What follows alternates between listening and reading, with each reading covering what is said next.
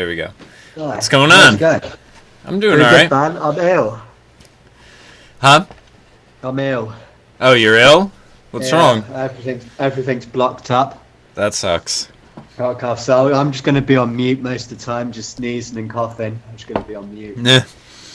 Leave it with you, because I sound awful. So, do we want to start with the articles you had sent me? No, I want to start off. We've got a film review coming up for sure. Well, which film? What is it? Lord of the Flies is being remade. Oh, yeah, I heard about that. All-female cast. That. Yeah. That's going to be your favorite. That's going to be your film of the year, isn't it? Yeah. I'm trying to think, wasn't there a film I had mentioned to you a little while ago that I said you should have checked out? I can't remember what it would have been, though. Hey, what? I got no fucking clue. But speaking of movies and everything like that, I don't know if you know, they've started making a show about the Unabomber. Have you seen that? Anything about that? The Unabomber, the underwear bomber. No, the Unabomber was a guy who would send bombs in like the mail. But he would bomb universities and government buildings and stuff. I didn't know. I mean, they caught him in the 90s, and I remember that, but I didn't realize he started in the 70s. And they started this show. Actually, I don't know if you can still get it on Xbox Live. They were giving away the first free episode of the season. But I've been watching the rest of it on TV, and they just did, I think it's going to be an 8-episode series. They just did an episode, though, where it's like the backstory of the guy, and he was insanely smart, went to college at 16, but then he ended up in part of MK Ultra. And it was like a program where he's strapped to a chair, you know, listening to him talk about philosophy and his views on life, while you have a whole group of like government scientists and stuff just like insult him and put him down, and you know, they're like reading off a letter being like, your mom wrote us this letter saying you're a psychopath and we should do whatever's necessary to fix you and this and that. And then at the end you see the scientists being like, was that letter personalized? And they're like, no, it's the same letter we use for all of them. Like, but it was like a program to like mentally break people.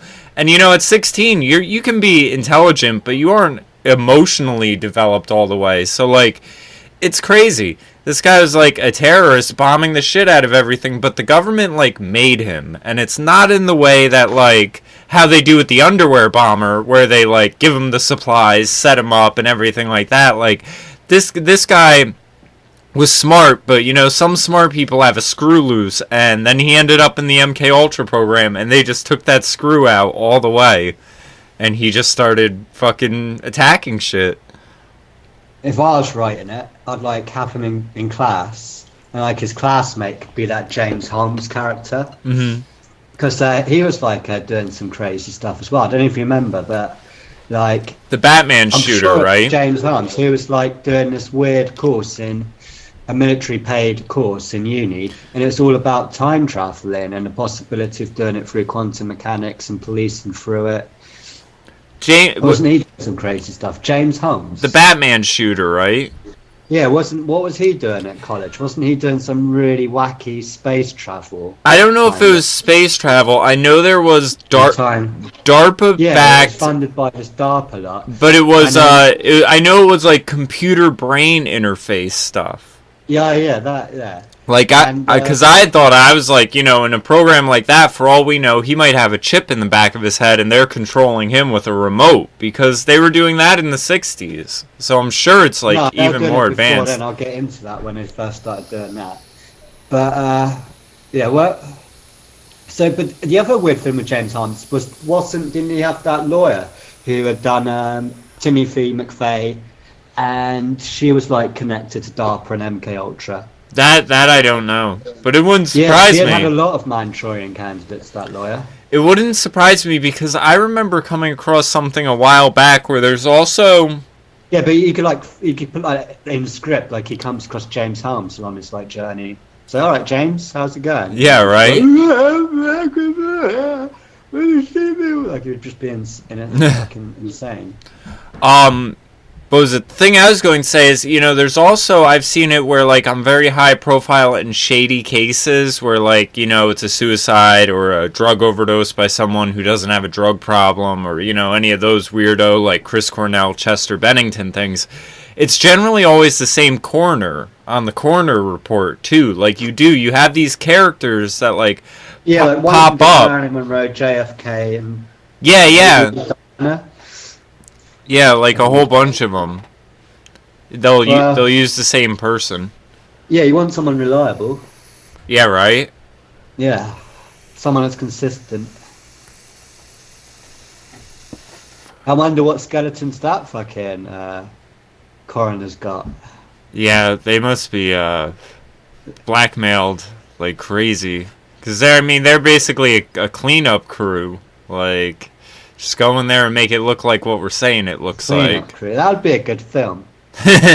Right? Do it about like shady conspiracies and how they cover them up and everything like that. Disinfo and because like killing the Queen and sticking like a dummy and then just doing all the CGI for it. They're getting a double in. You could even do it really funny. There was a really funny movie. I feel like there's been a few made about this premise, but there was a really funny one about the idea of something like the moon landing being fake and the people trying to get Stanley Kubrick to direct it, but these other people stood in and faked like they were Stanley Kubrick or something. It's a comedy. I'll have to look it up.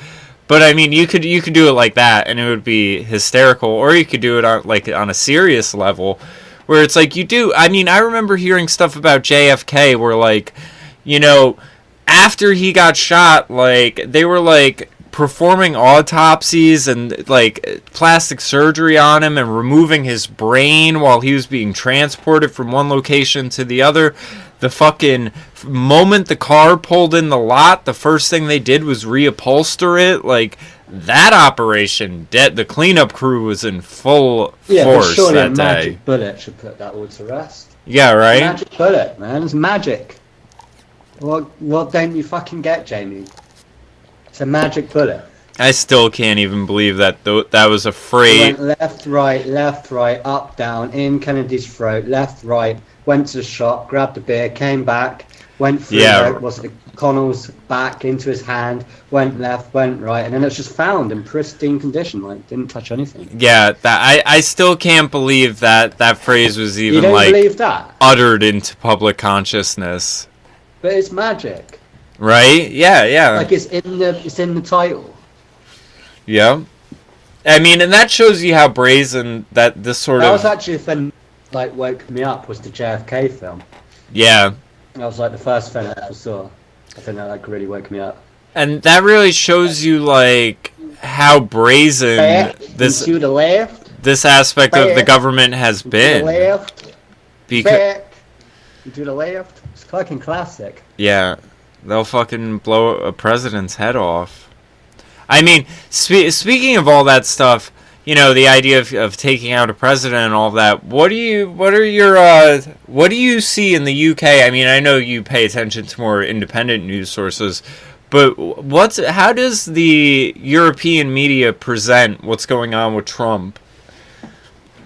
To what regard? Because you had the thing I thought was a really big red flag to me is Gorka, when you had him resign, his resignation letter said all sorts of crazy stuff like anyone who really had the MAGA agenda in mind and America First policies has been like systematically removed, you just basically talked about how there are people in the White House who are removing all of these sort of MAGA people and making sure that, this turns into a neocon globalist op and everything like that. So I was wondering how they were like presenting Trump in the media over there and stuff, especially with this craziness this week where it's like 2 weeks of saying, oh, Antifa, they're brave fighting neo-Nazis and this and that, and now they're like, oh yeah, they're bad. They've been a terrorist group since fucking 2015 or something. Like,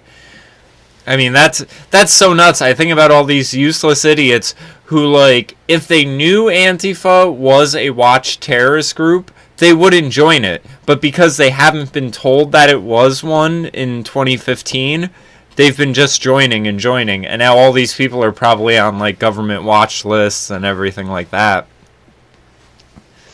I think, well, with Trump, I hadn't really heard much from him in the press for about the last 2 weeks. But whenever you do get anything, it's just like calling him an idiot, really, an out of control guy. Like he was on Channel 4 Facebook News, and it just had like a GIF, and it was like someone asked him, "Are you going to blow up North Korea if they keep doing these tests?" And he was like, "Yeah, I probably will." And it's going, "Look, he's out of control." So there's just a lot of that, really. But to be fair, he hasn't really been in the press that much.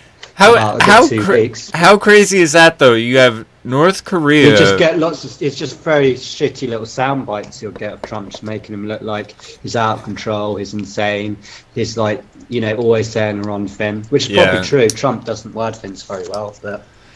Yeah, but I you know, I think people get that's new. I mean, I've not been there, obviously, but I think that's just a New York thing, to be honest with you. Yeah.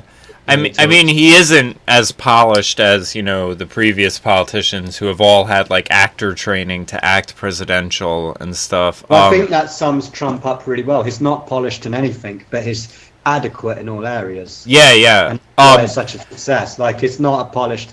He's done acting. It's like he can get through that. Well, he's done business. It's not polished there. He's done public speaking. He's good at it, but it's not polished there. He's done politics. It's not great there, but it's not. So because he's got such a large array of skills. That's what makes him so good. But I don't think he's outstanding in anything. But he's pretty adequate in all of them. Well, the area that, you know, he's supposedly outstanding in all of that in is finance and business. Yeah. Which, I mean. You know, you gotta, before all of this, you know, and him becoming a polarized person in the media, you gotta look at someone who can just make their name something that you have people in other countries be like, we want to put up a hotel, and, I mean, they pay him just to have his name on it, and he could have nothing to do with it. That's quite worrying when we look at Krishna, where he's got this property, was it 666 on New York, where he's got to pay off £1 billion mortgage in the next couple of months. And it's asking all these Saudi Arabians to like pay for it. And especially when you look at the war in Afghanistan, you do think, you know... No, Kushner worries me. They're going to be asking. Kushner worries me. And you know what the thing is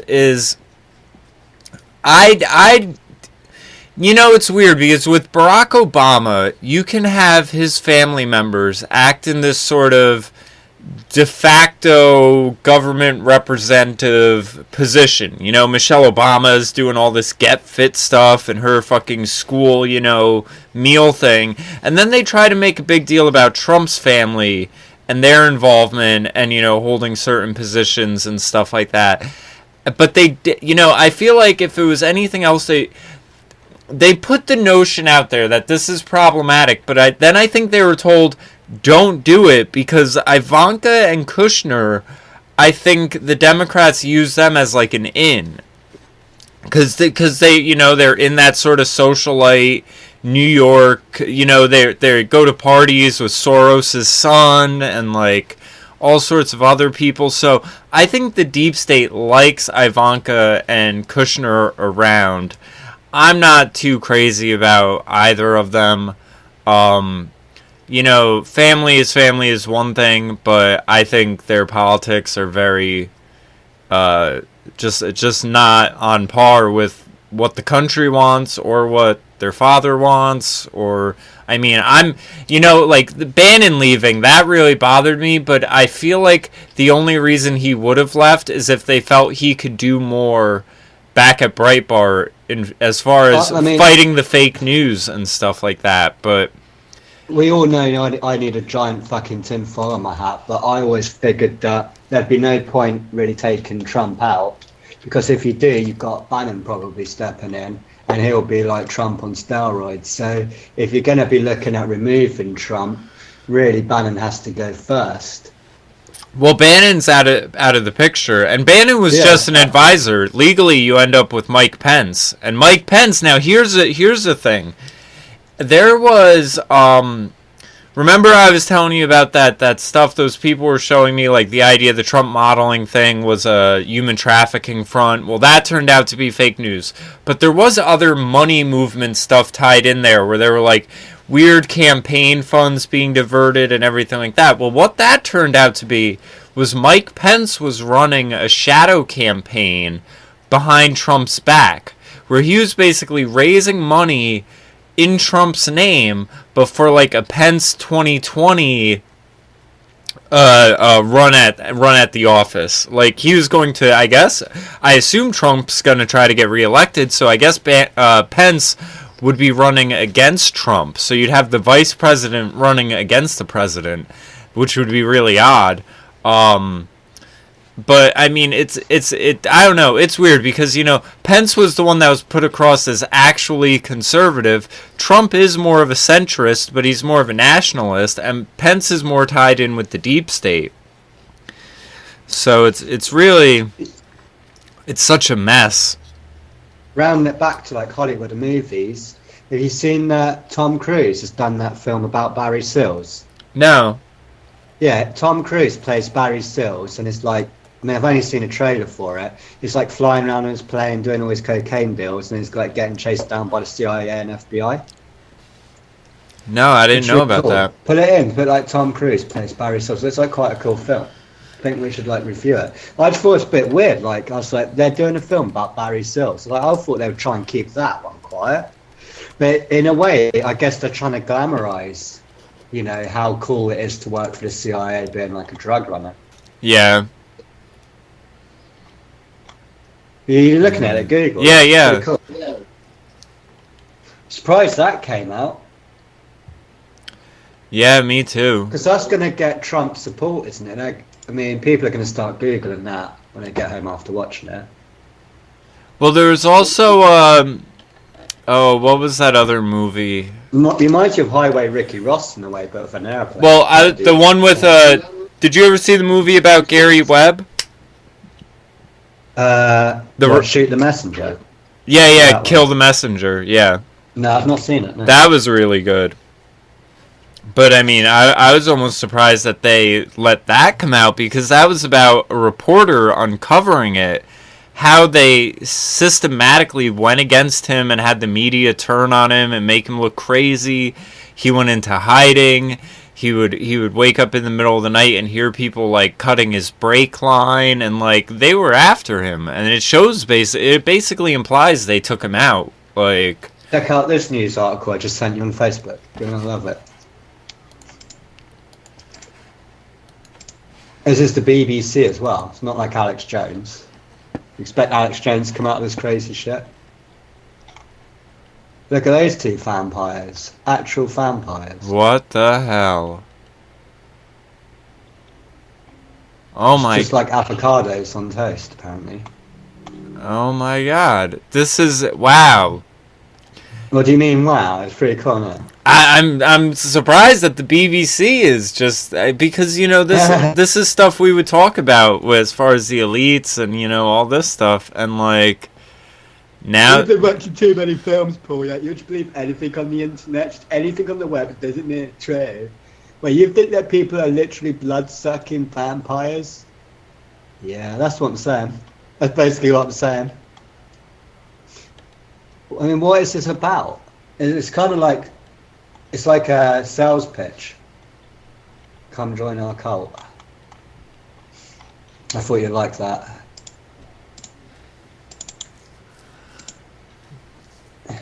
Oh my god. That's so nuts. I thought you'd like this one as well. This is from Channel 4, because I know Channel 4 pick on Jack all the time. They had this program with these Muslims who are like doing boxing classes, and they're going to look at these 5 Muslims. They're like typical Muslims. The guy that made the program got fired because the main Islamic woman who's in that photo with the hijab on looking evil, she's asked for death to the West loads, she's called for jihad loads, and in the film she comes across really extreme. And I know it sounds bad, but you think all Channel 4 had to do was just get 5 moderate Muslims to do some boxing.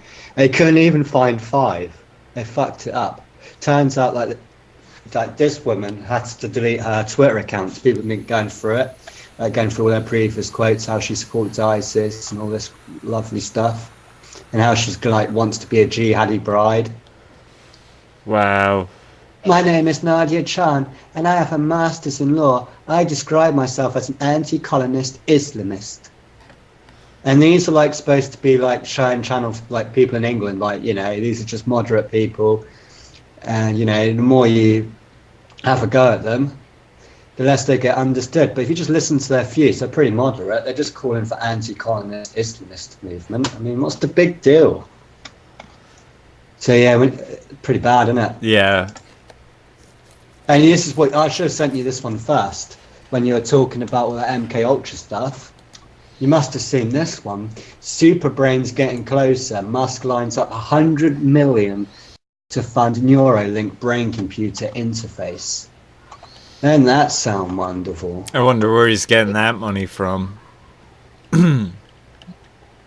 Pocket money. These guys. Well, yeah, nowadays, yeah. But I mean, Musk never really does anything on his own dime anyway. I hate him. Do you want to talk about Google quick? Oh, there you go. Because they put out this like quality control. It's all about quality control now. Because I think when you go on Google, I mean, it really annoys me. Like, I want to know the answer to something. So put the question into Google. You could just get like 100 different answers. So if you're getting 100 different answers, that must be a bug, right, Jamie? And you can't have bugs in systems. If you type in a question, there can only be one answer, right? I guess. You would agree with that, wouldn't you? Not really. I think. No, I didn't think you would. I think there's two sides to every story. No, according to Google, no. Because if there's two answers, one of the answers must be right, one of them must be wrong. So why waste your time when I can just give you the one answer? So, for example, when you're talking about JFK, you don't want to hear all the crap. You just need to know there was a magic bullet. You don't need all the other answers. All that can be silenced, get out of the way, because that's just like a fog, you know, getting in the way. You just want the official story. And same with vaccinations. There's a giant problem with vaccinations at the moment. That a lot of kids might not get their vaccinations because they read all these fear-mongering articles about that they contain mercury, that autism's caused through vaccinations, and, you know, that vaccinations could be unhealthy, that there's risks with it. So if people start reading that, you're better off just going into Google, typing "are vaccinations safe?" and just getting that answer yes.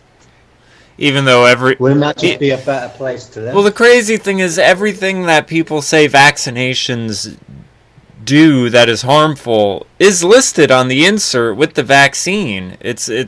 That's one of the things where that I have such a hard time with people, and the fact that they are able to just deny that because the companies themselves don't deny it. I mean, they deny it in public statements, but they just kind of give us lawyer talk. But wouldn't it just be good if everyone was just the same and on the same page and had the same information and the same idea? Well, I think Google just wants a big laughing rainbow. Yeah. I think you're just trying to get in the way of it. I guess. Yeah, they just want their liberal super heaven. Well, yeah, I mean, it's amazing at this point where there seems to be, at this point, I think it's, you know, we could handle the you know, Milo getting kicked off Twitter and, you know, one person banned here or suspended here, but this is really starting to seem like a Google YouTube exodus is taking place, and that people are really looking at them being like, we're gonna have to ditch this, because all sorts of stuff. I mean, between the demonetization, like, it's gone in layers, and it would happen where it's like they would make one move, and then it would kind of like slowly creep in. But now it just seems like wave after wave, like every other week there's an issue with someone, if not every other day. Like when I did a Google search just to pull up all of the articles about Google, YouTube, and censorship. And I mean, you have all sorts of stuff. I even found this one from Breitbart where Twitter thread genius Thomas Wichter has become the latest victim of the liberal left tech sector's war on free speech. And it goes through about some of his stuff. It would be about like different weaponry and stuff like that. And, you know, so they would hit him with all these, you know, age restrictions and everything like that. And then he says he believes what really got him into trouble with the political correctness sentinels was he was able to approve at least 3 attempted murders by Antifa at Berkeley on April 15th in 2017. In the videos now deleted by YouTube, an Antifa member used a Fairbairn Sykes fighting knife. The Fairbairn Sykes is a double-edged stabbing weapon which produces deep wounds that bleed heavily, making it hard to save the victim. It was only incompetence on the part of the Antifa and sheer luck that the free speech supporter didn't die. The Antifa member stabbed 4 times. That's attempted murder in the first degree. The reason I came to the attention of Google was that Donald Trump Jr. retweeted me. After that, my YouTube account came under almost daily assault until it was terminated. On Twitter, I support Jews, Shia Muslims, Sunni Muslims, Christians, blacks, and whites. I see no religion or color. My blog posts were all technical.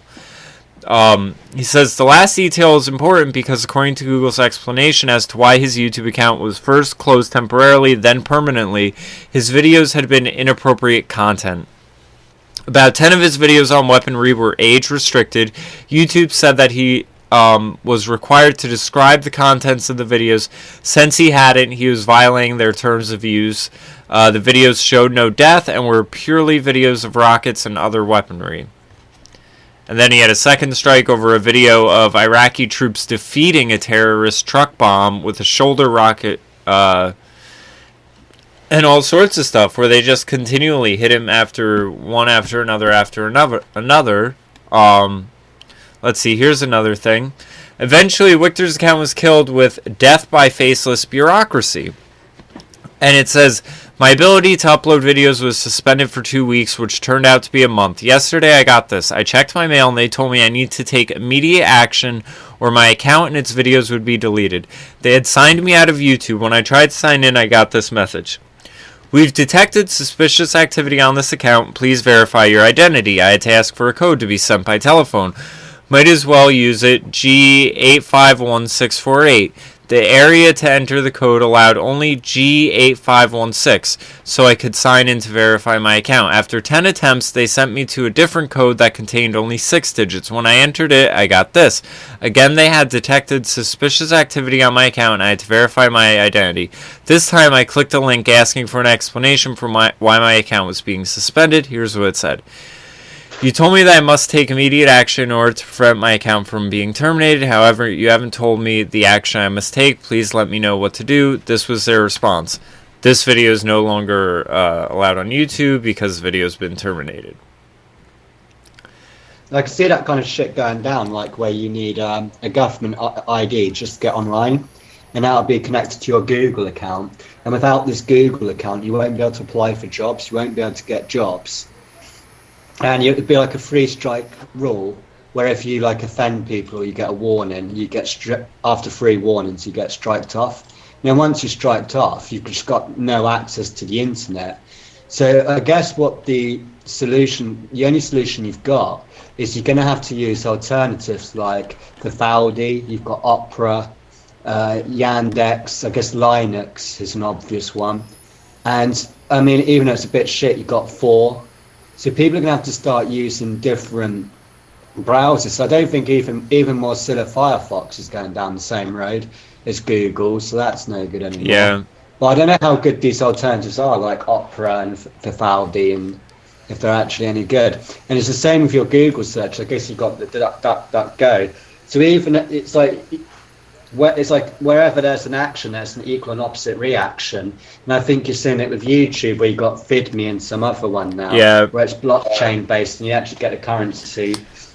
You get the freedom of speech. Obviously, STEEMIT. Yeah, and there's even I forgot to sign up for this one. There is a site that just started. I want to say Dan Dix did a video on it, where there's a video site that's running off of the STEEMIT blockchain. That's going to be a YouTube counter, and then there's also BitChute, which we're now on, and BitChute seems to be getting some activity. I'll send a link to that. I wouldn't mind checking that. Everyone seems to be making a switch over to that, where I'm seeing all the people I watch videos from all being on there. But yeah, because they're going to get paid. Well, I don't know. BitChute hasn't mentioned anything about money yet. But I think I thought it was blockchain based. No, BitChute is torrent based. But I think it's that way. It's completely decentralized, and I think people are just wanting the stuff on there. You know, a lot of these people are making their money. Isn't blockchain peer-to-peer? Huh? Tried to be a dick, but isn't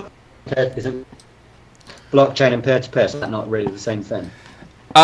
Kind of, not really. I mean, I am not that.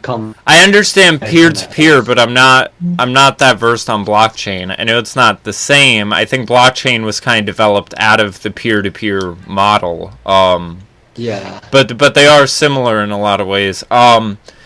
But, I mean, I think people, you know, a lot of these people are making their money through Patreon, so I think they're just wanting the videos up on BitChute so they're somewhere they can't be taken down from. Like, that's the bottom line, because it's there, and now it's there, and you can't take them down and do all that shit to them. So, I think it's like it's a fail-safe, basically.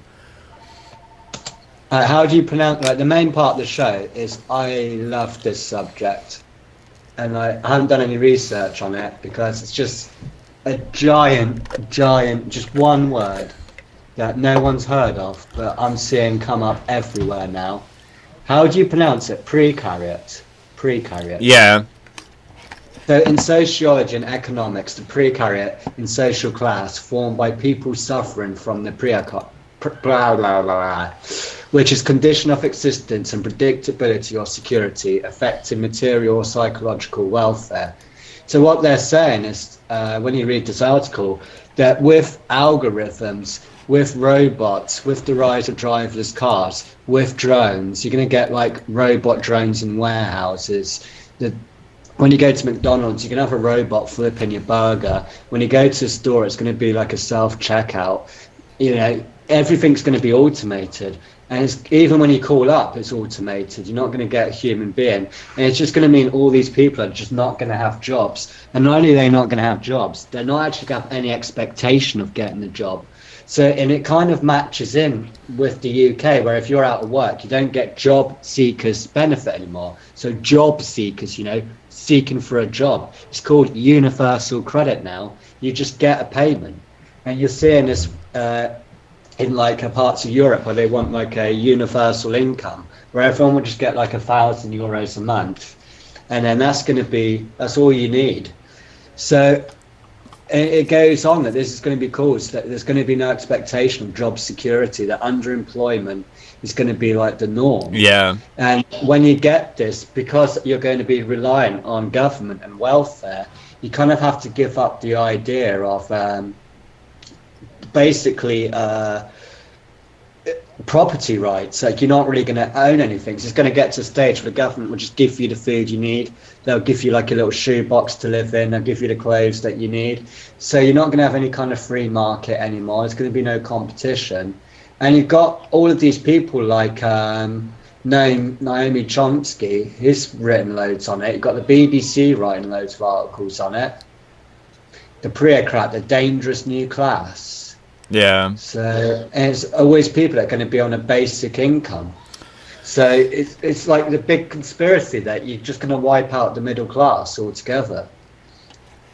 Yep.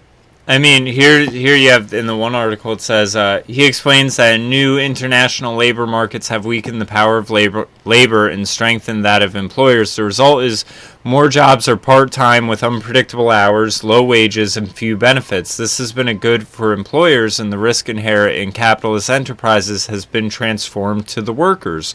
For example, if the hotel isn't full, then the managers simply bring in fewer housekeepers.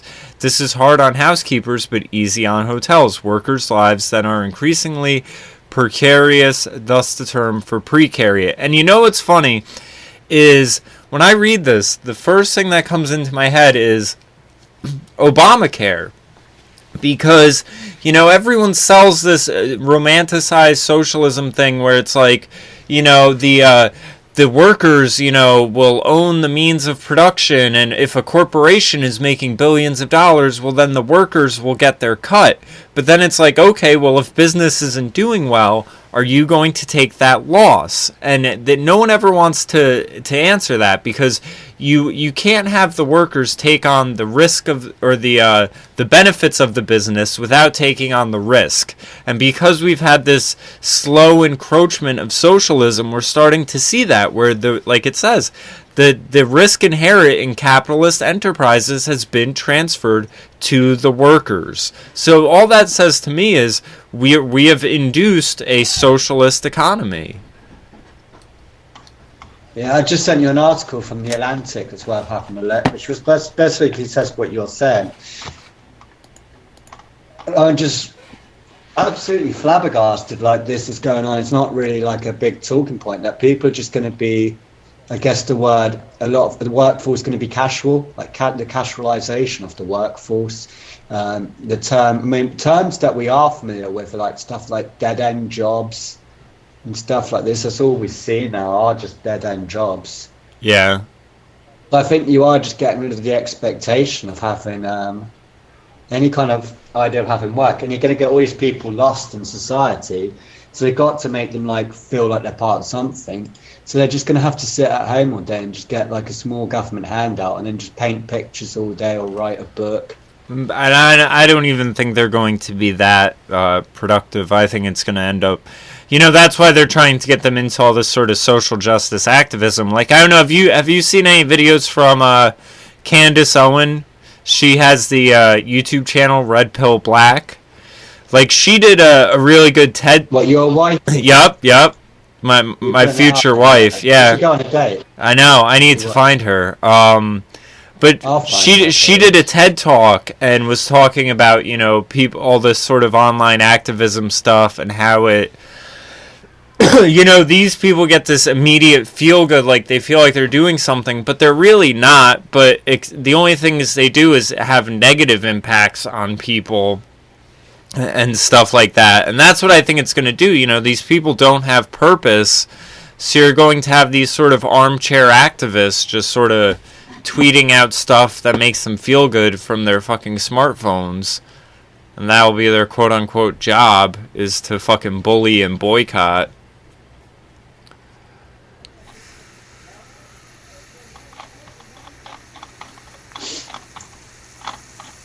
I was going to say the other thing is, haven't you got the hurricane's been quite big news. You've got one coming your way next week, haven't you? Yeah, I don't know the path of this next one though. Is it coming up the East Coast? Well, this is the problem, isn't that why everyone said don't bother leaving, because it looked like it was going to not hit, and then it did end up hitting. What, this latest one? The Harvey or whatever? Yeah. To be fair, I don't think it was meant to hit. I think people are being unfair to, like, I can't believe I'm supporting the Democrats. But you know, when the Democrats just said, just stay at home, don't worry about it. It's because it wasn't meant to actually hit. I don't know. I thought it was. And then it suddenly just like diverted and went straight into I guess it was Texas. Yeah. I mean, I know days before it did hit that the stores were all out of water and everything like that. So I mean, people were preparing for it, but I don't know if like how many people evacuated and stuff like that.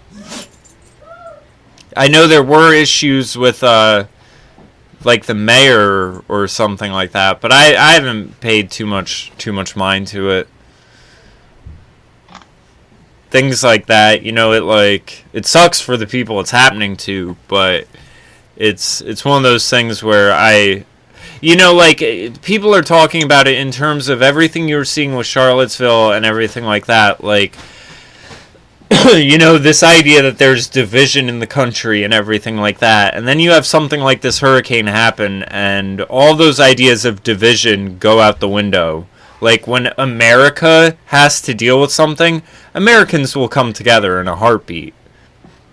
I mean, you'll always have these fucking, you know, people like Antifa and these extremists who, you know, will try to politicize things and everything like that, but they aren't relevant in the big picture, you know. So I mean, a lot of the kind of fervor and animosity that was going on in the sort of political environment, I feel like was sort of subsided by the hurricane and people coming together and stuff.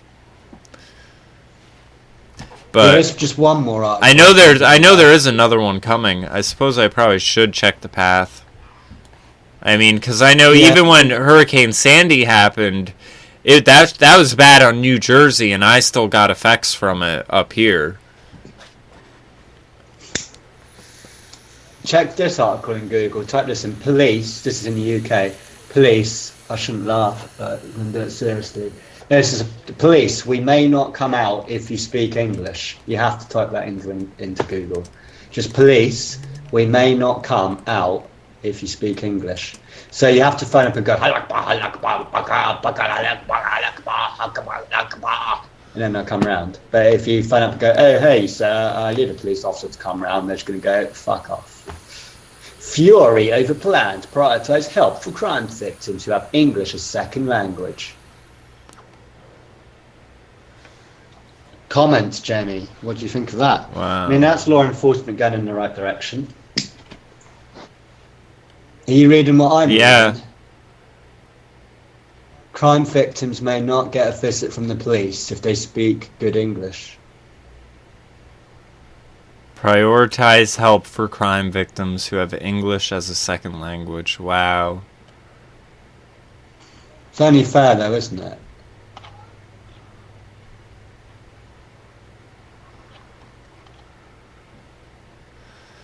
Speaking to the Evening Standard, Met Police Chief Craig Mackey said, "We assess people's vulnerability. Vulnerability can manifest itself in a number of ways. People with learning difficulties, a whole range of things. Some people who English isn't a first language."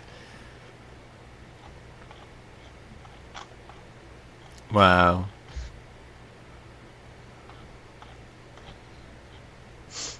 Well, that's it. I might go and just like be ill and just die. And they're talking about like cutting down like on police and everything like that. Oh man, that's dangerous. Not good. Yep. But what were you saying? I'm gonna go away and just die. Just like gonna cough, sneeze. From your illness? Yeah. Okay. Well. Have you got anything else? Not really. And I do have a lot of stuff to do around the house. As far as the precariat, though, I will say to everyone, check out the documentary on YouTube, Will Work for Free. Because that's, I mean, I get really torn in this area because I always think of things like, I've sort of given myself the mindset I want to be rich because I want to be successful and there needs to be a motivator, there needs to be a finish line, there needs to be whatever. But in my heart, I've always just thought I just want the ability to make my ideas manifest, like whether that might be putting out an album, making a book, doing things like that. And most of that you already, with technology, are very easily able to do. So, I mean, I'm not necessarily opposed to this idea of automating lots of things and people having the time and ability to do all this stuff.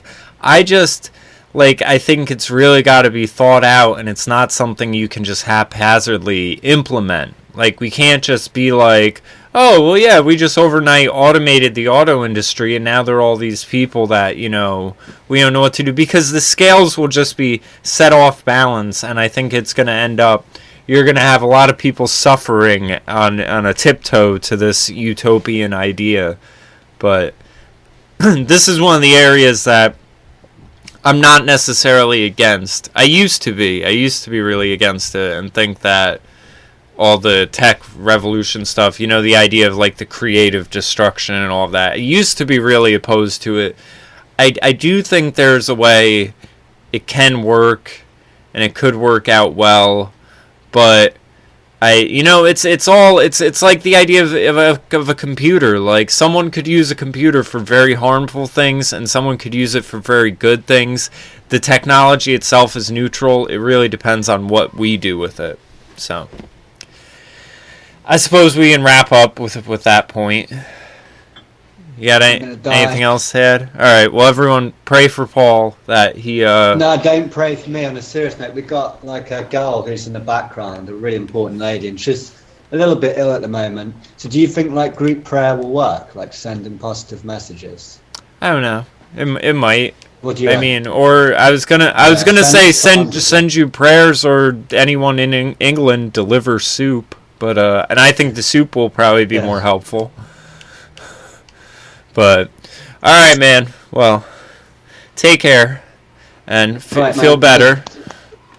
Yeah, I'll be fine, man. I'll be all right. I'll be back. I'm going kickboxing tomorrow, so I'll swell it all out. It'll be yeah, that'll be good for you. All right. Yeah, do me good. All right, cheers, dude. Later, man. Bye.